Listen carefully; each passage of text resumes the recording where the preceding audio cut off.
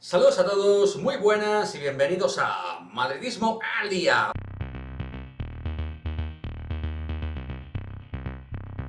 Vamos con la previa del Chelsea-Real Madrid, con todos los detalles del partido de nuestras vidas, al menos de momento, el partido en el cual se centra toda nuestra atención, toda nuestra energía, todo nuestro esfuerzo y todas nuestras ganas de que el equipo saque un partido arduo, complicado, no solo por el rival, que es un rival que está haciendo las cosas muy bien en este periodo final de temporada, sino también por las circunstancias en las cuales llega el equipo, que tenemos que ser sinceros, chicos, sinceramente no son las mejores condiciones físicas, de estados de forma, para poder encarar un partido de alta enjundia. Pero bueno, igualmente hay que pensar en positivo y pensar que al final en 90 minutos pueden hacer una gran labor y conseguir el pase a la final de Estambul.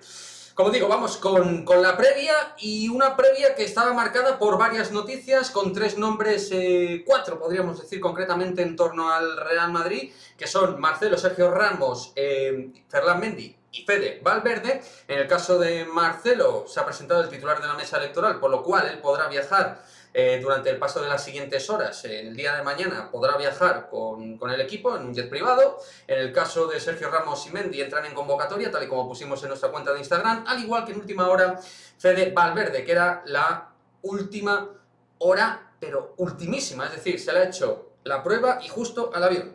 Finalmente ha dado negativo el PCR, se hizo un antígeno en el día de ayer, y ese PCR negativo nos permite tener al pajarito, lo cual genera un efecto dominó de posibilidades reales con respecto a la defensa y el centro del campo, que ahora en los posibles 11 comentaremos, porque son varias las opciones que tiene Zidane, y donde todos los ajustes o todos los cambios se demarcan o se encuadran dentro de la defensa y en consecuencia con el centro del campo. En cuanto al Chelsea, realmente espero un sistema táctico muy similar al que sacó ante el Real Madrid, con ese 3-4-3, 1-3-4-3 para los de toda la vida, donde espero una idea clara de jugar muy físico, centro del campo y defensa con mucha acumulación de gente, intentando hacer que el tráfico de los pases intermedios sea muy poco fluido para el Real Madrid, intentando también una línea de presión de agobio, sobre todo a Casemiro, en el momento que se intente dar la vuelta, intentar hacer que el Real Madrid juegue en largo, es decir, que intente jugar pases largos, no línea por línea, sacando limpio el balón.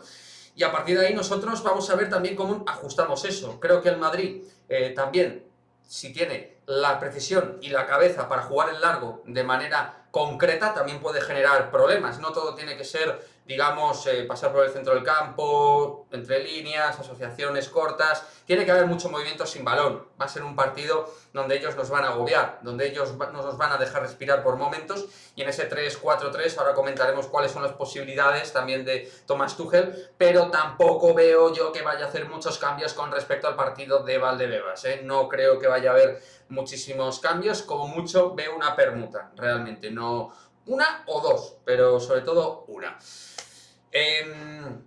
¿Qué partido debería hacer el Real Madrid para, digamos, pasar básicamente a la final?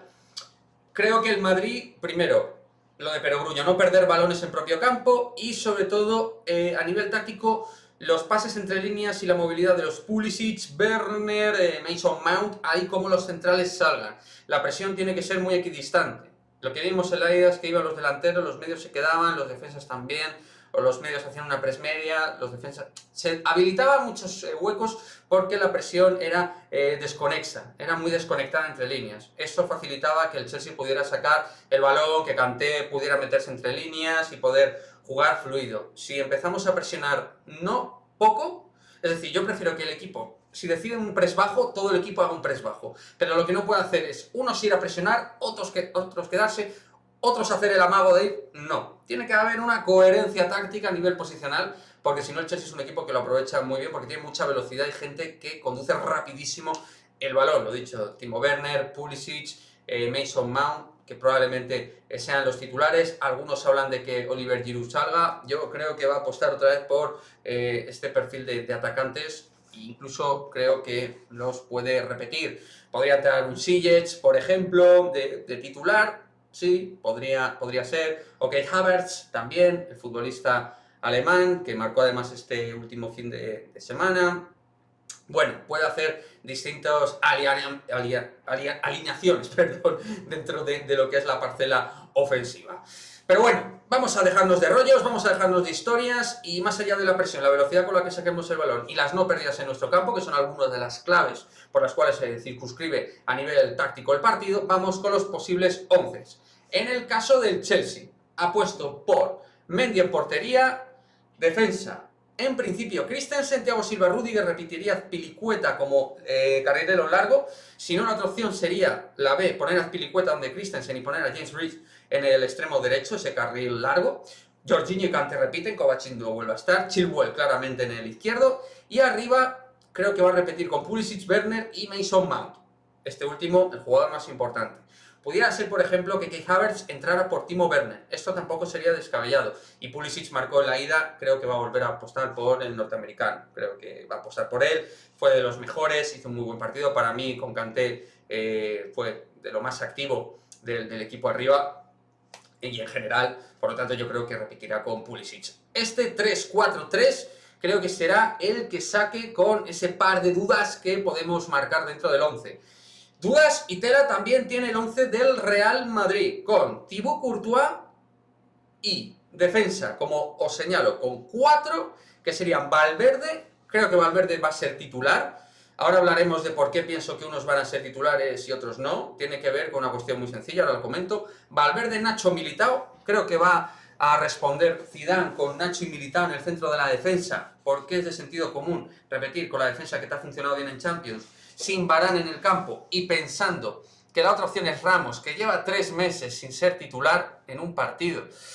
Yo lo veo muy claro, sinceramente. Y Mendy le pasa igual que a Valverde, tiene una inactividad muy parecida, de 2 semanas, 4 o 5 partidos. En el caso de Valverde está entrenando en casa, sé que no es lo mismo, pero es un jugador de 22 años, esa juventud te posibilita, yo creo que competir de otra manera a nivel de velocidad de partido, y en el caso de Mendy igual, tiene un físico portentoso, y eso le va a permitir llegar y poder competir bien. Yo no tengo dudas de que Mendy y Valverde tienen muchas posibilidades de ser titulares. Obviamente no lo voy a asegurar, pero muchas posibilidades de ser titulares. Y a partir de aquí, Casemiro, Modric y Kroos seguro, teniendo en cuenta que además descansaron tanto Luka como Toni.